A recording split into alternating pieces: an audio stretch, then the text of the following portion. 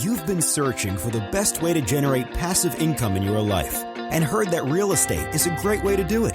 But you're tired of all the so-called gurus who are all talk and no substance. Get ready to celebrate because Kevin Buck has spent 14 years successfully making it happen. This is the Real Estate Investing for Cash Flow podcast. Now, here's Kevin Buck. Hey guys, Kevin Bupp here. I want to welcome you to another episode of the Real Estate Investing for Cash Flow podcast, where our mission is to help you build and maintain massive amounts of cash flow through income-producing real estate investments. Now, our guest for this week's show is a real estate tech expert and CEO and co-founder of SquareFoot.com, Jonathan Wasserstrum. Now, SquareFoot is a venture-backed commercial real estate technology company looking to disrupt a multi-trillion-dollar industry. SquareFoot is a new kind of commercial real estate company that helps companies win at finding their next office space, providing transparent access to inventory, brokerage services, and a flexible space offering. SquareFoot leverages technological innovation and human expertise to solve clients' needs and help guide them through the initial inquiry to lease signing and then beyond. Now, Jonathan is no stranger to the commercial real estate world, as prior to the founding of SquareFoot, he worked in the international capital group at Jones Lang LaSalle, where he advised foreign and domestic clients on more than $3 billion worth of transactions globally. He founded SquareFoot in 2011, and the platform now features more than 300,000 office listings with 5,000 new listings posted monthly. And to date, the company has executed over 1,300 leases.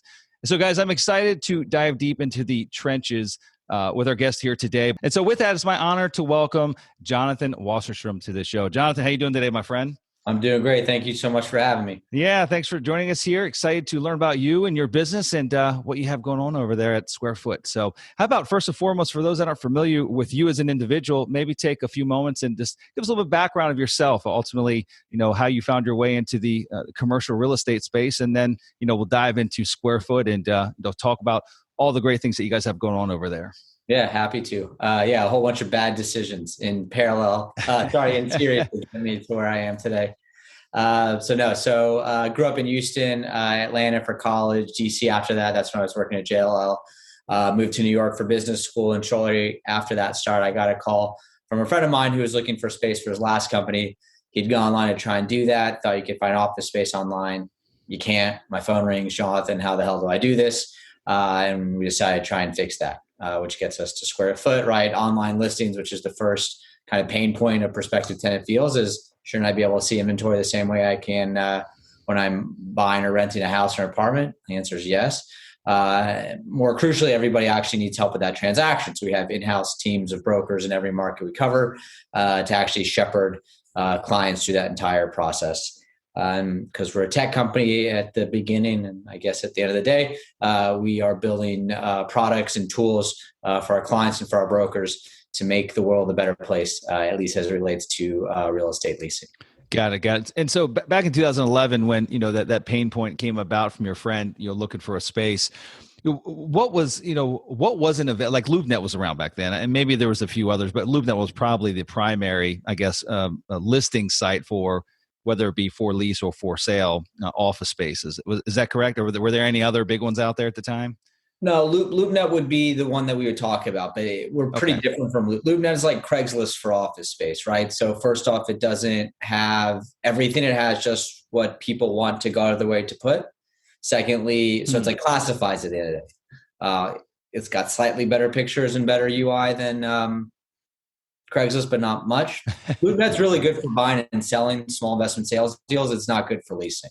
There's a ton of bait and switch, right? Because I broker in whatever market, I put up a listing on LoopNet. Somebody finds it, says, "Hey, I'd like to look at this," and say, "Oh, sorry, just missed it. Love to go show you something else." Right? Which doesn't really work if you're doing investment sales, but works really well as bait and switch if you are on the leasing side. You make a really good point. That has happened a million times. That you see listings that are up there and they've been up there for 6 months, right? And ultimately the thing probably either was leased or was sold, depending on what kind of listing it was. Probably within the first couple of weeks or maybe the first month. And that broker, while he paid for the listing, so he kept it up, continued to drive leads and traffic to his business, for his phone to ring, and ultimately would do that little bait and switch scenario. So yeah, very familiar with that. So again, talk to us back in 2011. So we know you kind of shared some of the, I guess, the voids that existed with LoopNet at that point in time. So what was the first thing? I mean, like, what was the plan of action there in 2011? What did that first iteration of SquareFoot look like? It was actually to be more comprehensive leasing listings platform, right? So LoopNet then and still not now is good for leasing. Like, it's good for small investment sales, especially in secondary and tertiary markets, but it's never been great for leasing. I mean, maybe if it was, I wouldn't have a day job in the first place. But we just started trying to solve that problem, to cover more of the market with more veracity. But we pretty quickly saw that, look, when somebody wakes up in the morning and says, I need office space, they need office space. And one of the things with that is they want to see inventory, but they actually need to do a transaction. And very different from buying or renting a house or an apartment where everybody's mom, cousin, sister, brother, buddy has done it. Not as many people have gone through the leasing process. And it's more complicated. It's not rocket science. It's still commercial real estate at the end of the day. But it's more complicated than a residential lease or residential purchase. So having that trusted advisor next to you, we saw pretty quickly was paramount importance. Okay. So we started adding that brokerage team. So give me let's look underneath the hood here and how it actually works. So you have your team that's actually curating these listings, right? You're not just an aggregator site that are pulling you from LoopNet and the many other different random sites out there, office spaces that could be for lease, right? Your team is curating these, these opportunities, or how does that work? So at the listing level, it's not curated. First off, we don't get any data or information from LoopNet. LoopNet doesn't like it when people get information from them. Sure. Have a separate conversation. So no, we get a ton of information from landlords, right? We're very active brokers in the markets that we're in. And if I'm a landlord broker, am I going to lease more space if people know about me or if fewer people know about me? It's like a pretty easy sell actually for landlords to give us their data.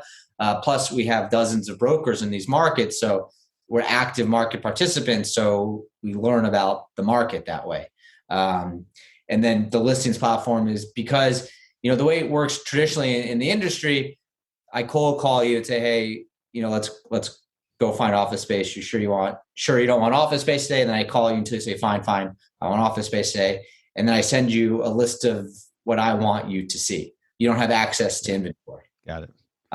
So that's why we show the listings publicly, to give you that access to inventory, because that's what you want to feel like you're in control. So you want to feel like you have a say in the matter. You say, what about 325 Main Street? I saw that. And at the very least, just like when you're looking for a house or apartment and you're working with a broker, it's a consultative process. So you want to feel like you have access. You want to have access. And then you need somebody saying, yeah, 325 Main Street's good, but like the landlord's really mean. You don't want to go there. Or whatever else does, or 325 is full of attorneys and I don't really think it's the right look and feel for your tech company. Like that extra level of information that you only have by being a very very active local market participant. Got it.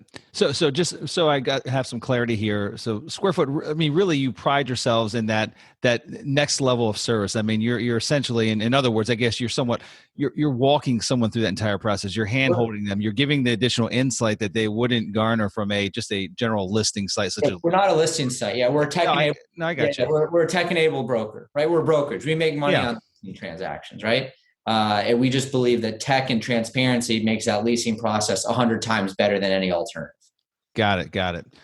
So just, I'm going to make assumptions that who your ideal client is, but why don't you tell us so that I don't guess?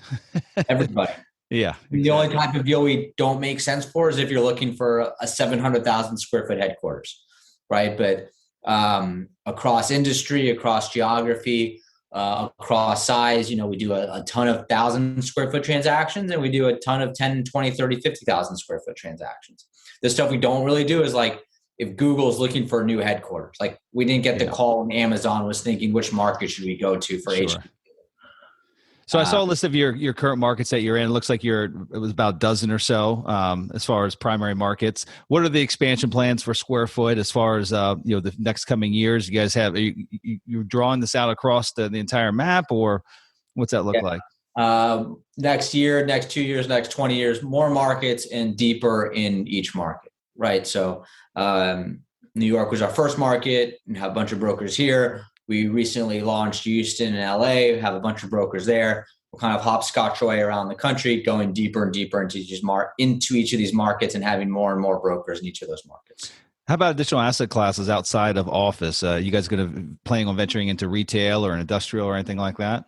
Maybe at some point, but not like tomorrow. Okay, got it. Let's talk about this past year. Obviously, we're recording this on April 20th of 2021, and so we're more than likely listening to this probably a month or two later, but we're more than likely COVID is still around and it's still the talk of the town, and we had a very crazy prior year, especially in the real estate world, depending on what asset class you're in. So as we know, for the most part, those that are listening, they know that of all the asset classes, the one that really has taken the brunt of it is hospitality. I mean, it's actually absolutely has its teeth kicked in, and it is very, very slow to rebound. Some markets are just still absolutely crushed. With that being said, a lot of folks in the very beginning of this pandemic started talking about, office and retail as well. What was going to happen to those two spaces? Retail, we already know had some challenges with, the e-commerce giants. It's really, times are changing, right? And retail was already, certain types of retail was already on the cusp, and COVID might have been that thing that pushed it over the cliff sooner rather than later. Now we get to office, right? We look at, the office numbers are still fairly strong. I mean, things have maintained over this past year for the most part due to longer term leases. There has been a major shift with, work from home patterns with companies. I know some companies are starting to go back, they're maybe it's back full time or doing a hybrid type model, what have you. But, really the thing that no one knows, and none of us have a crystal ball, you or I don't have a crystal ball as to what the future holds as far as, do we go back to the traditional type of office environment, or is this something very different than that? And ultimately, how does that affect the long-term viability of the office sector? So I'd love to get your perspective on that. I'm sure it's probably a topic of conversation on a regular basis in your offices, and it's one that pretty much your business is tied to. So anyway, we'd love your perspective if you would, Jonathan. Yeah, so it'll be interesting. I think, look, some companies are going to go fully remote. I think those are going to be few and far between. I think that even the companies that go fully remote, some portion of the employees will want a space outside of their home to work, which, by the way, means you still need office space. It'll just be like in the local town they decide to live in instead of in the big city, but they'll want like a WeWork or some sort of co-working space that fits them. So that's like the worst case scenario. That's the bear case for office, is everybody looks like that. Sorry, the bear case is everybody works from home for the rest of their life. Yeah, I don't buy that at all. Me either. Me either. In the bull case is everybody goes back 5 days a week. I don't buy that either, right? I'm having this conversation. We live in the suburbs of New York City. I'll be a 2 day in the office, 3 day in the office guy going forward. And I think that's the right amount of time, depending on what one's living situation looks like. Because fast forward a year ago, my wife and I were in a 1-bedroom apartment in Greenwich Village, already converted to a nursery in anticipation of our first child. And good luck if you think the two of us, even before the child, much less after the child, are going to be able to work in a 700 square foot apartment for full-time jobs. So if I was still in the city, I'd be in the office 4 days a week, 5 days a week, right? And now you have everything in between, which is where the world gets interesting and where my life at SquareFoot is interesting. So let's assume that most people are going to be 2 or 3 days a week in the office. As far as I'm concerned, if you're in the office 3 days a week, you need the same amount of space, right? Because if everybody's being honest with themselves, they're not picking Monday and Friday as the days they go into work. And if everybody picks 3 days and they pick Tuesday, Wednesday, Thursday, then you need just as much space. You can't be like, well, we're not using it Monday and Friday, so we need half as much space. It doesn't happen that way. Now, do you start thinking about different configurations of office, right? Because let's assume that everybody's a very productive worker. And won't go into my soapbox about how I think work from home is a catch-all for just not really wanting to work, but wanting to be from home. So everybody's in the office and they're working from the office on those 3 days, and they're working from home really hard Monday and Friday. So they're in the office, but presumably you would schedule, if you knew everybody was in the office Tuesday, Wednesday, Thursday, that's when you would schedule your meetings, right? And if you need deep work done, you schedule that on Mondays and Fridays, which means you actually might start rethinking how you lay out your office so it's more collaborative spaces, less personal spaces. Mm-hmm. And what that nets out, do you need more space or less space? I don't know. You probably don't need more space. How much less space? I don't talk to an architect or space planner about that. But it all comes down to most people are going to be in the office, I believe, 2 to 3 days a week. So you need almost as much space as you had yesterday. By the way, I only think about this from a transactions perspective. Mm-hmm. This is uncomfortable if you're a landlord and demand drops 10% because you need 10% less space, right? So I wouldn't want to be having to think through it that way, looking at my debt stack saying, oh shit, like we lose 10% occupancy, we got to give the keys back. Yeah. From what does the office of the future look like, ignoring what the capital market structure or capital structure of any given building looks like, everybody's going to be back in the office mode. Most people are going to be back in the office most of the time at most companies. Mm-hmm. Yeah, I don't disagree with that. And, from a transactional standpoint, just what has that volume looked like, through your platform over this past year, as far as, new inventory coming on the website or new inventory coming through your company, or ultimately you guys having users that are looking for space? I mean, did it maintain fairly steady or? It's like going back last March, the music stopped.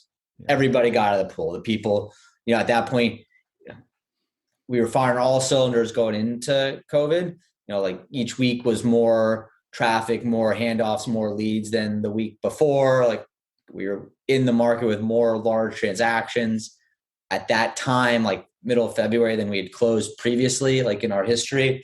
And then March 15th, the music just stopped. Mm-hmm. Right? Everybody got out of the pool. You had some people still looking. Most of those were tire kickers. Especially like New York was our big market last year or going into last year. And New York was hardest, fastest, and deepest hit from a COVID perspective. And then that then trickled up or down, trickles over, bleeds into how space is used.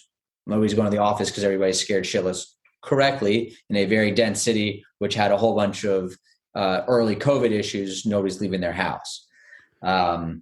But anyway, over the summer, it's come in, no pun intended, a couple of waves. So over the summer, there was a bunch of people who said, well, I think want to get back around Labor Day. So it was actually, are we, do we need new space? Because a bunch of people let their leases lapse, right? If you had a lease expiration in May, you didn't sign anything new because you didn't know when you wanted to be back and what it was going to look like. But then coming into the summer and the fall, there's been a steady drumbeat that each week is a louder drumbeat than the week before. As we sit here today, it's not what it was February 15th, 2020, but it's also nothing like it was June 15th of 2020. We are seeing one of the more interesting things we've seen the last few weeks is a bunch of both our clients and more broadly the market who had put their space up on the market for sublease, say we're not going to use this again, are saying, on second thought, why don't we not try and sublease this? I think we want to go back to the office. Yeah. Look, our CEO talks about this pretty well. Inertia, right? So like moving from going to the office every day to going to the office never, that was like pretty herky jerky. Not for us. Actually, we did it pretty easily because we already have a distributed team. Like we already have a team in Belfast. They go to an office in Belfast. But we were already doing a lot of our work, quote, in the cloud. So, getting used to a new chair, but we didn't have to figure out how to use Slack. We didn't have to figure out how to use Google Docs. Sure. And stuff. Comparing the markets that you're in. So we're speaking in New York. You guys are, in a number of other markets that's put them up on your website: Houston, Dallas, Austin, Los Angeles, San Diego, Washington, Chicago, Phoenix, Charlotte, Atlanta, and Baltimore. At least that's what's listed. What was the least impacted as far as transactional volume of all those other markets that you guys are active in? They've all come in different waves. So like Houston was pretty March, it was just like New York was hit really hard. In Houston, stuff didn't drop that much because they didn't have COVID there yet. But then May or April, end of April, beginning of May, going into Memorial Day, when everybody decides to lick each other's faces over a 3-day weekend and you had spikes, then it followed like, great, now we're not going to go to the office again. And it follows that, right? But now, look, COVID's not over. COVID is still a concern, but we are starting to get to the end of it being something that dramatically impacts everybody's life every day. Yeah. And as we get closer and closer to the end of that tunnel, as more and more people I take the train to the city whenever I go, a few times a week. Every week, well, first off, we're still all wearing masks, even if we've been vaccinated, which is fine. But there's more and more people on the train every week, right? Which I haven't done the survey either. Their companies are making them going back. They want to go back. They were nervous of going back before vaccination. The weather's nicer, like any number of things. But the net result is they're all on the train going to the city to go to the office. Yep. No, I agree. I think people just they're ready to get out and about. I mean, they're ready to get back to some type of again, normalcy, whatever that might look like. But I think there's this pent up demand for many things. One of those being, again, just getting back, seeing friends, seeing coworkers, and just having some type of structure in your day. I think the average person, some people thrive in the work from home environment, but those that actually enjoy social interaction outside of Zoom and seeing people, breathing fresh air and having some type of structure outside of, leave my bedroom, go to my home office and, wear pajamas on the bottom and a dress shirt on top. Those folks are just, crying out for, to get out and about and are very okay with going back to a normal office space. So, and I think it's going to be interesting to see here over the next year as things play out and as more folks get vaccinated and there's more of a comfort level of, the general population being back around one another and what have you. So switching gears here, Jonathan, would love to, aside from, the transactional side, I want to talk about growing your business, growing SquareFoot. And, aside from COVID being probably one of the more challenging things that maybe your business has faced over its lifetime, approximately 10 years. Maybe it wasn't the most challenging, but it was a very unique scenario here over the past year or so. But aside from COVID, what were some of the tougher parts of growing your business over these last 10 years? I mean, what were some of those big roadblocks that you hit? And then ultimately, how did you push through them? Hiring is always, it's not a roadblock, right? Or it is, right? Hiring is like the biggest challenge, right? Getting the right people on the team at the right time in the right position is like what my job. I have to make sure there's money in the bank. So fundraising, and I have to set strategy and vision. And then you have to make sure you have the right people on the boat, all rowing the same direction at the same time. And the same time is actually something that is interesting because, our company looks very different today than it did 5 years ago, very different than it did 10 years ago. And the right person doesn't necessarily scale with the business. And somebody who might be very good, conversely, like we have a president now who used to run Studley. The notion of hiring Michael Colacino when it was like 4 dudes in my parents' attic in Houston would have been absurd. Not just because he wasn't like climb the 3rd ladder to get to the attic, but it would have been overkill. Now it's amazing. So getting the right people in the right positions at the right times. And then keeping them all motivated on, especially that's been the hard part this year, keeping everybody motivated on what that North Star is, why it's worth going through hell for the last 12 months, because the next 12 years are going to be amazing. How about educating folks on this, on your business model? I mean, it's very different than the traditional model. Was that a challenge in the first couple of years, just getting people on board with fully understanding, comprehending what it is you do and what services you provide? It's interesting. So tenants we've never really struggled with, right? Because for a tenant, like you're working with us, you're working with CB or JLL or Cushman or some boutique. Like that process, our process is a lot better and we use tech. So it's like crappy analogy, but it's an analogy. It's like everybody uses Uber now instead of a cab because one experience is a lot better. Yeah. Right. So like that, the end transaction, like Uber and a cab both get you from point A to point B. One just does a lot better. I like that. Right? So there hasn't been much friction there. And then we have all these people come to us saying, I need help, because that's one of the things the listings platform does is it generates a shit ton of business for us. Excuse my language. Right. Landlords, on the other hand, that's been a different road to hoe, right? Because landlords are not the most forward-thinking group. Mm-hmm. Landlords are used to doing things a certain way. There was a bunch of education that happened early. And then we said, look, don't even think about anything we do over here. We're brokers. You have a building. We're going to bring a tenant to the building.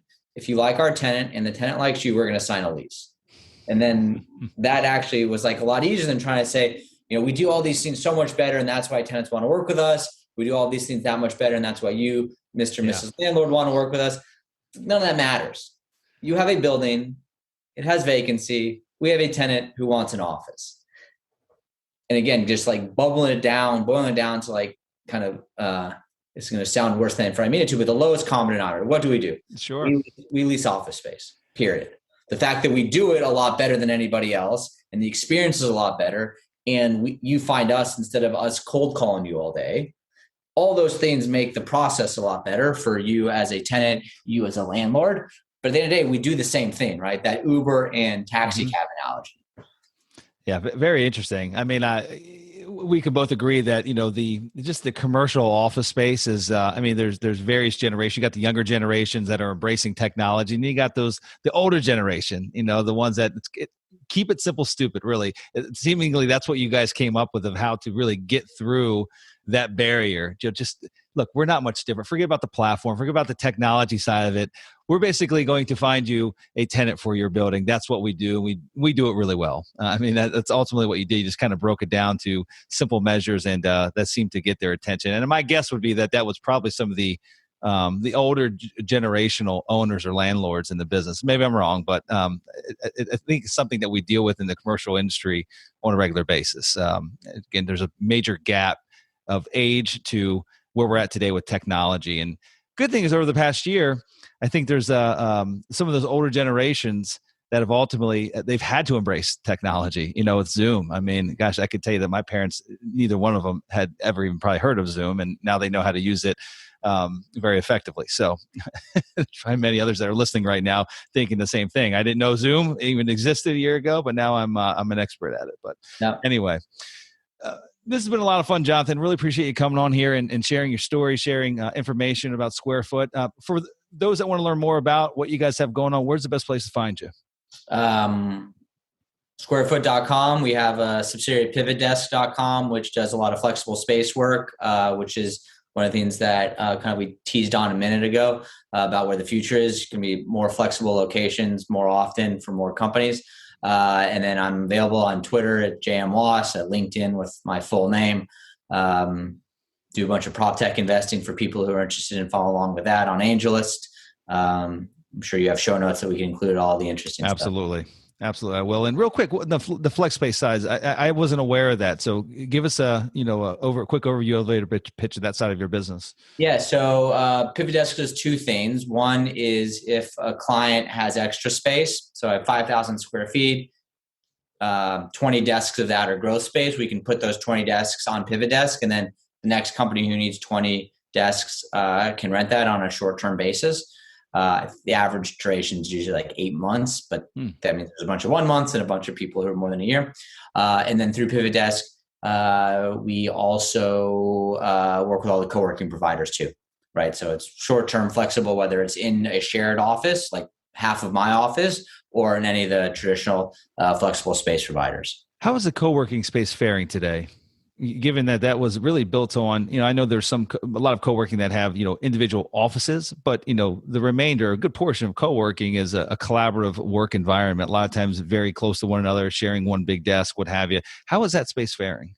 Today it's back, not where we were in February again, but it's coming. I was in a WeWork a couple weeks ago visiting a friend and client, and it wasn't packed, but it wasn't empty. And also, without going too far on a soapbox, there's this misnomer between co-working and flexible space. All co-working is flexible. Not all flexible is co-working. Yeah. So you're actually having a larger and larger percentage of, quote, flexible space that wasn't just like a bank of desks with dogs running around and beer kegs. Sure. Right? Most of it is actually the two of us need a private office, and we're doing that in our private office that is part of a broader floor. By the way, over here, there are some open desks and kombucha. Yeah, understood. And guys, I'll make sure I'll put all those references, in the show notes so that you can link to them and check them out if you'd like. And so, Jonathan, that's all we have, my friend. Thanks for joining us here today. It's been a lot of fun. Thanks so much for having me. Be good. All righty, guys, that's all we have for this week's show. So until we meet again next week, this is your host, Kevin Bupp, wishing you huge success. Take care.